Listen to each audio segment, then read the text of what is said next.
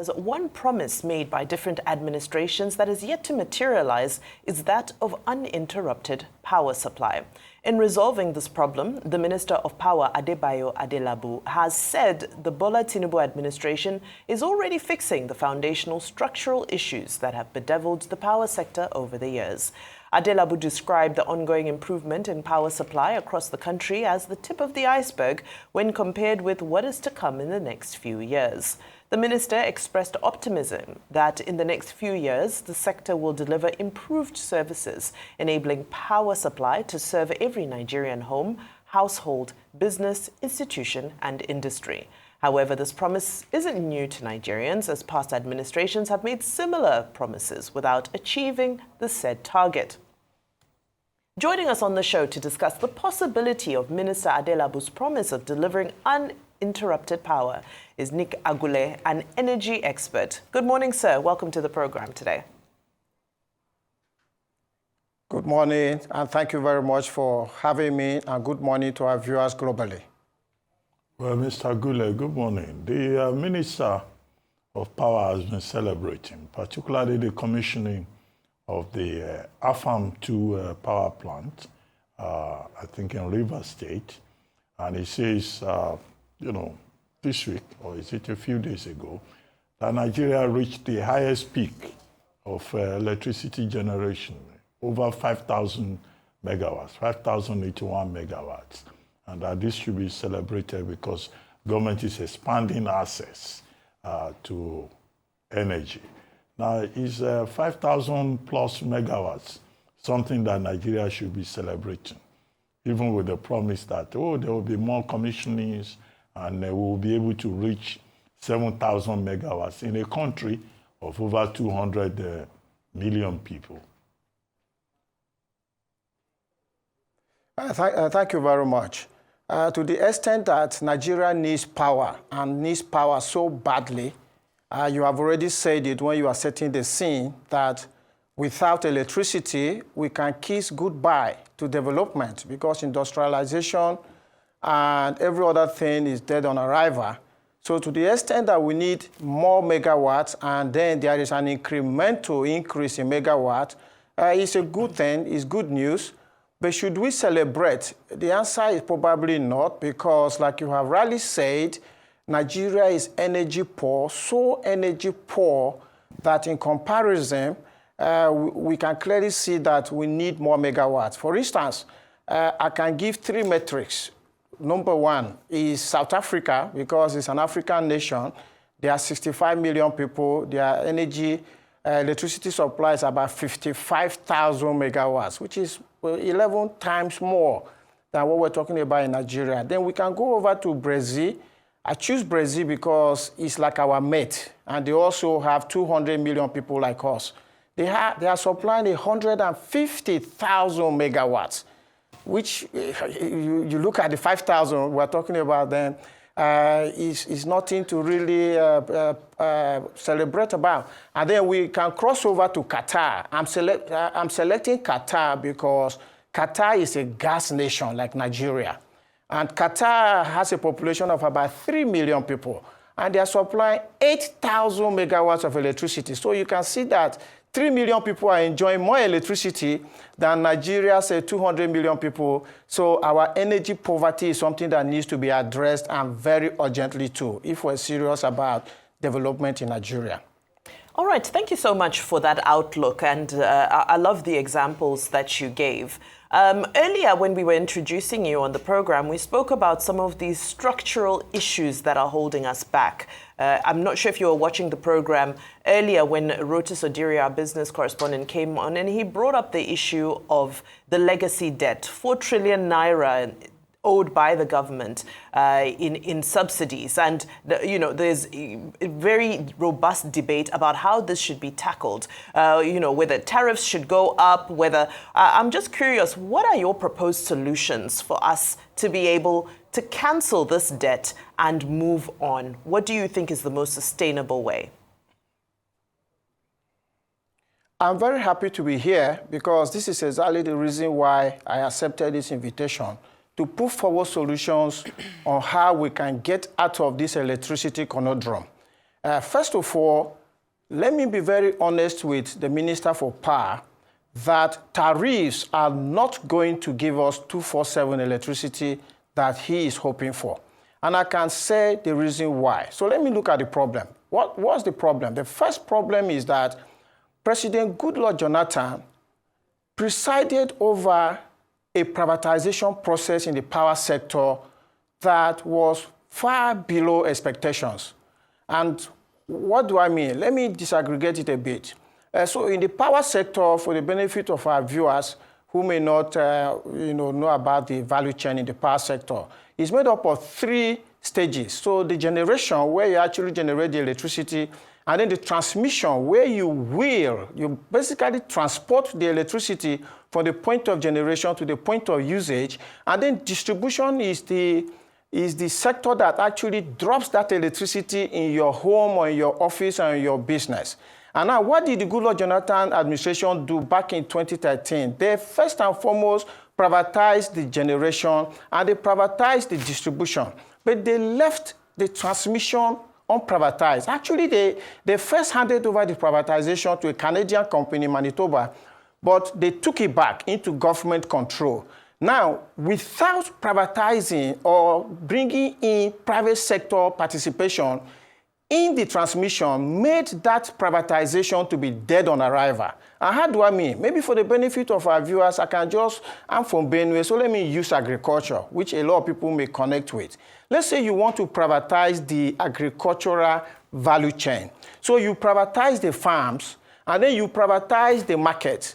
But you did not do anything about the vehicles that will carry the food produced in the farms to the market. What have you done? You've done nothing. Why? Because the people who are to produce the food can't produce food because there are no vehicles to carry the food to the market. And then the people in the market are waiting for food to come, and food is not coming. And that is what the Goodluck Jonathan administration did. So that is the first big issue with electricity supply. Transmission, underfunded.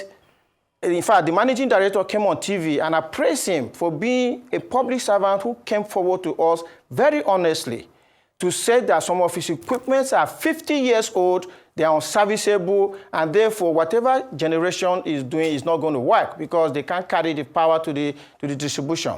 The second problem of the privatization that President Goodluck Jonathan presided over is distribution. So the distribution licenses were awarded to entities that neither have the capital, the expertise, or the technology. So a lot of the problems that you hear about, for instance, you hear about electricity theft. Yes, it's a big issue, but you solve electricity theft with money. You need to invest to modernize the distribution. For instance, if you go elsewhere, electricity cables are no longer flying all over above the ground. They are buried deep in the ground where the consumers will not have any ability to be able to go and steal that electricity.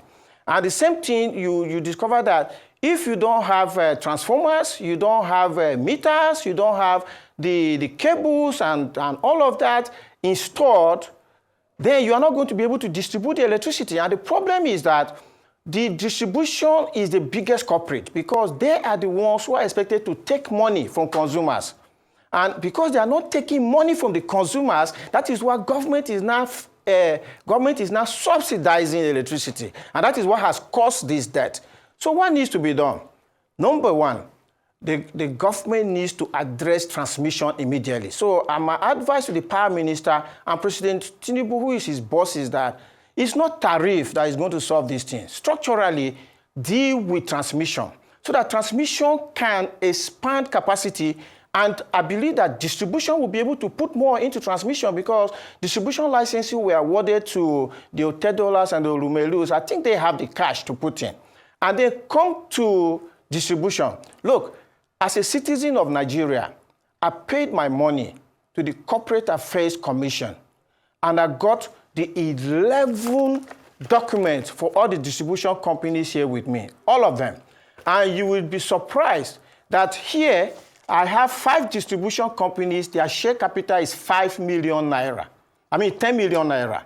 10 million naira is just about $5,000 to $6,000. So how could President Tinubu President Jonathan would have awarded licenses to a company whose share capital is just $6,000 to distribute electricity to 4 states. I mean, if you have time, I can read them all out. They are here. And then we have this other group here. This group has distribution companies. 2 of them have share capital of 5 million naira. And then one has 100 million, then 200 million, and then 500 million. Put together, the share capital of the 11 distribution companies in Nigeria is less than 1 billion naira, which is round about $500,000. It's totally inadequate money, and they have been sitting on these licenses. So what should the Minister for Power and President Tinubu do is call these 11 discos together and say, guys, you have broken your promises in terms of the license we issued you. You were supposed to invest money. You didn't invest money. And you want to leave off 5,000 megawatts. Because there's something I will tell Nigerians that will shock them. Okay. In 2013, when we privatized, we had one NEPA. And that NEPA was giving us 6,000 to 7,000 megawatts of electricity. As of today, we have 46 different companies in the power sector. And power supply has rather crashed from 6,000 to 7,000 to 5,000. And what is the impact of that? All of their cost is what the Minister for Power now wants us to carry through tariffs. Mr. Agule, in comparison, we are running out of time, but I am very happy, and clearly it is quite a subject matter that not only are you an expert in, but you're quite passionate about. And I'm glad you mentioned privatization and the processes you think that the federal government should be following. I mean, you had written last month, I think, about the differences in the telecoms industry, for example, how that was successfully privatized. And you listed your thoughts and reasoning behind the difficulty the federal government will find in this process of trying to privatize the energy sector. Do you still think that that's the case? Do you still think that that should be the priority?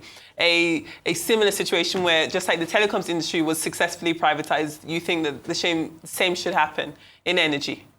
Very quickly. The president, thank you very much for drawing that. President Obasanjo did a successful telecoms privatization. And what is the difference between what he did and what President Goodluck Jonathan did is that the telecoms licenses were awarded to existing telecoms operators who had the capacity to come to Nigeria and just give us more lines. For instance, United was supplying 500,000 telephone lines. And when the MTNs and Co came in, they invested over $100 billion to take the line availability from 500,000 to over 220 million today.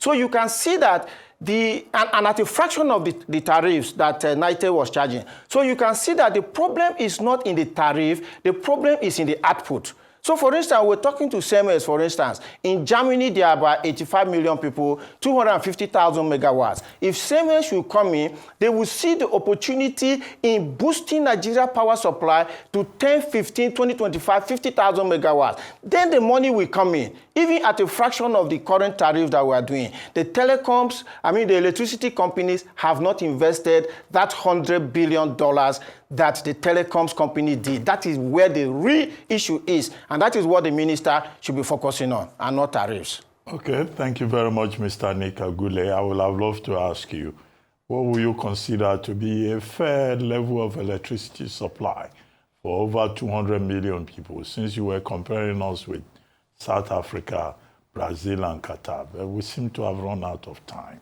Thank you very much indeed.